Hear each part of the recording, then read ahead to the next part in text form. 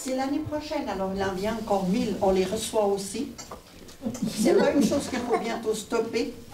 Ce soir-là, l'ambiance est électrique dans ce petit village de 80 habitants. Oui, c'était très chaud, alors ça c'est vrai. Ouh là là.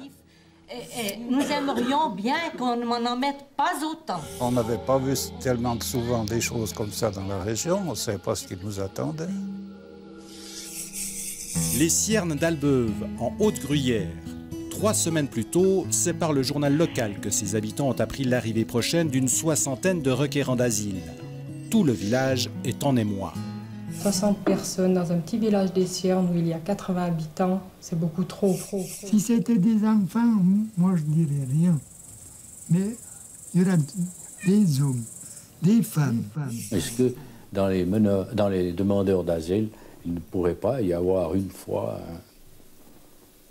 des terroristes? Des terroristes, par exemple. La tension est vive et fait les gros titres de la presse romande. En définitive, la population telle que la population des Ciernes d'Albeuve a été mal préparée à cette arrivée. Germain Delacomba préside alors la société de développement. Là, il y a même des gens de notre commune qui ont eu des paroles blessantes vis-à-vis de nous, hein, des gens des Ciernes, qu'on ne comprenait pas, qu'on était comme ça, pas réticents, mais qu'on posait des questions par l'arrivée de ces gens. Et voici le facteur du village, Albert Pitou. Ceux qui nous critiquaient, ils étaient au village à côté, puis eux, ils ne les auraient pas voulu.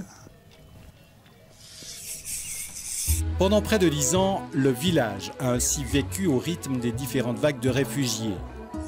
Finalement, ça s'est bien... Moi, je dirais que ça s'est pas mal passé. Je dirais pas bien, pas mal passé. Ça n'a pas trop mal été. Bon, il y avait de temps en temps des petites frictions, mais c'était pas évident parce qu'il y avait beaucoup de choses qu'ils ne voulaient pas manger. Ils voulaient leurs choses à eux, que nous, on n'aurait pas voulu manger, quoi.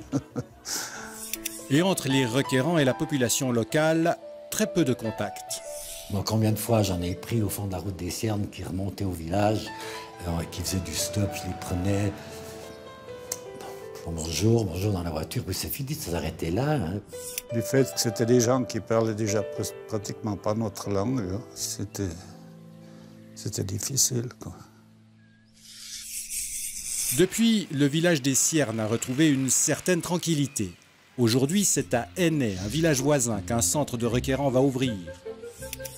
Mais jusque dans cette vallée de la Gruyère, les mentalités ont changé. Oh, moi, je pense qu'à Aînay, ça va très bien se passer. Les gens, on a tous évolué en définitive. Moi, le premier aussi. Hein.